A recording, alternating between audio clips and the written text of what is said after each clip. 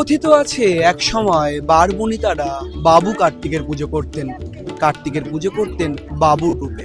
তারা কখনো কার্তিককে সন্তান, আবার কখনো স্বামী রূপে বিবেচনা করতেন এবং তারা চাইতেন কার্তিকের মতো একজন স্বামী হোক, অথবা কখনো কখনো কার্তিককেই সন্তান রূপে পুজো করতেন তারা।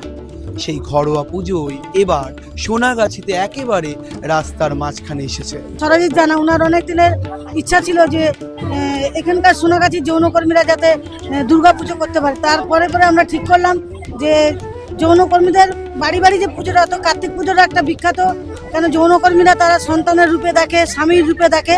তার জন্য কিন্তু আমরা এই বছরে এই প্রথম এই যে কার্তিক পুজোটা বারবারই আমরা করলাম। 2006 সালে এই সোনাগাছি আর অন্য অন্য যে রাজ্যের যৌনকর্মীরা সবাই আর কি ওখানে একটা আন্দোলন করেছিল 2006 সালে 8ই মার্চ বিশ্ব নারী দিবসে। ওখানে যৌনকর্মীদের উপরে যে ধরনের আইন আছে সেইগুলো আমরা পরিবর্তন চেয়েছি। আর যৌনকর্মীদেরকে যাতে সামাজিক স্বীকৃতি দেওয়া হয়, এই পেশাটাকে 5টা কাজের মতনই একটা কাজ বলা হয়। এইভাবেই কিন্তু আমাদের আজকে লড়াই আমরা লড়ছি। আর যতদিন আমাদের এই আমরা যৌনকর্মীদের অধিকার যতদিন আমরা আদায় করতে পারবো না, ততদিন আমরা এই আন্দোলন চলবে না। দেখুন, এই কার্তিক পুজোটা যৌনকর্মীরা দীর্ঘদিন ধরে করছে, এবং তাদের একটাই যে কার্তিকের মতন স্বামী পাবে, সন্তান পাবে। যেটা আপনারা জানেন, যৌনকর্মীদের স্বামী সেই অর্থে মানে ভালো হয় না, বা অনেকে নেই, ম্যাক্সিমাম নেই। তো তারাও আশা করে যে আমি একজন ভালো সন্তান, ভালো স্বামী পাই। সেই জন্য যৌনকর্মীরা ঘরে ঘরে পুজোটা করতো। কিন্তু এখন যৌনকর্মীর সন্তানরাও সেই সাহসটা দেখিয়েছে যে মায়েদের এই আশা উচ্ছ্বাসটাকে আমরা এস্টাবলিশ করবো। সত্যি আমাদের মায়েদের সন্তান বা বাবু বলে এরকম কার্তিকের মতো লোক, যার জন্য পরের কাছে এই সাহসটা দেখিয়েছে।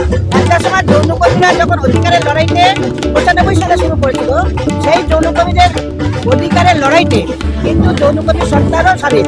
এবার তাই দেখে দেখে তারাও কিন্তু সংগঠন করেছে যে আজকে আমাদের অধিকার চাই, আমরাও সমাজের মানুষ, আমার মায়েরা যেমন সমাজের মহিলা, আমরা সমাজের সন্তান।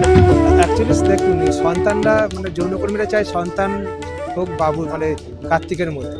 অনেক সময় অনেক যৌনকর্মী যেহেতু বিয়ে হয় না, তারাও চায় আমার স্বামী হোক কিংবা আমার বাবু কার্তিকের মতো আইবুড়ো হোক, কিন্তু তারা সেই সুযোগ সুবিধা থেকেও পায় না। কারণ বেশিরভাগ বাবুরাই যৌনকর্মীদেরকে অত্যাচার করে, অবিচার করে, এবং ভালো স্বামী তারা কোনোদিনই পায়নি। এই আকাঙ্ক্ষা, এই দুঃখ থেকে তারা অনেক সময় একদিন আনন্দ করে, কিন্তু ভেতরে অনেক দুঃখও থাকে, তার পাওয়ার চাওয়াগুলোও থাকে। তো আমরা এই বছর প্রকাশ্যে যৌনকর্মী এবং যৌনকর্মী সন্তানদের পুজো করছি এই কারণেই যে একটা দিন তারা আনন্দ উপভোগ করতে, তারা নিজেরা পুজো করবে, আনন্দ করবে, এবং ভগবানের কাছে প্রার্থনা করবে যে তাদের সন্তান এবং যাদের স্বামীও যাতে এই কার্তিকের মতোই হয়। এটা আজকে সেটাই আমাদের সকলকেই বুঝতে হবে, যেটা কার্তিক ঠাকুরকে তারা যেভাবে দেখেন, আজকে সে পুজো যেটা তারা করতেন নিশ্চুপে করতেন, বাইরের লোক কেউ জানতো না। নিজের একটা মানে সুপ্ত আবেগ, ভালোবাসা, সেটা সীমাবদ্ধ ছিল তার চারকোনায় ওইটুকু দেওয়ালেতে। আজকে তারা সাহস করে, না আমি কেন এটা দেখাবো না মানুষের সামনে, এই পৃথিবীর সামনে, যে আমিও কিন্তু একজন মানুষকে স্বামী হিসেবে নিতে পারি। এবং সেটা আপনি যেমন বাবু কার্তিক বললেন, সে তাকে বিয়ে করুক কি না করুক, তার মাধ্যমে আমরা একটা সন্তানও চাইতে পারি, তাহলে সেও কার্তিকের রূপ।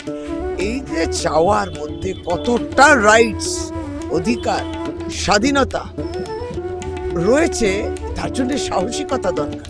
ঠিক কার্তিক পুজোটা একবারই, যেটা বললাম, গণদরবারে আপনি যেমন বললেন, বারবারই চলে গেল। মানে যেমন বাড়ি বাড়ি ছোট করে হতো, এবার বাইরে বারবারই, মানে এটা সার্বজনীন। ইতিহাসের উপকথার মিশেলে বারবার বিবেচিত হয় বারবণিতাদের এক এক চিত্র, তাদের এক এক রূপ। তারা বিভিন্ন রকমের কাজকর্ম করেন এবং সামাজিক কাজেও সমাজের জন্য তাদের জুড়ি মেলা ভার বলে দাবি করেন অনেকেই। এই কার্তিক পুজো যেমন তেমনই যেন কিছু বলে দিল, যে বলার মাধ্যমে বারবার প্রমাণিত হলো যে আমরাও পারি, আমরাও করি। ক্যামেরায় ব্রতিন কুল্লুর সঙ্গে রমেন দাস, সংবাদ প্রতিদিন .in।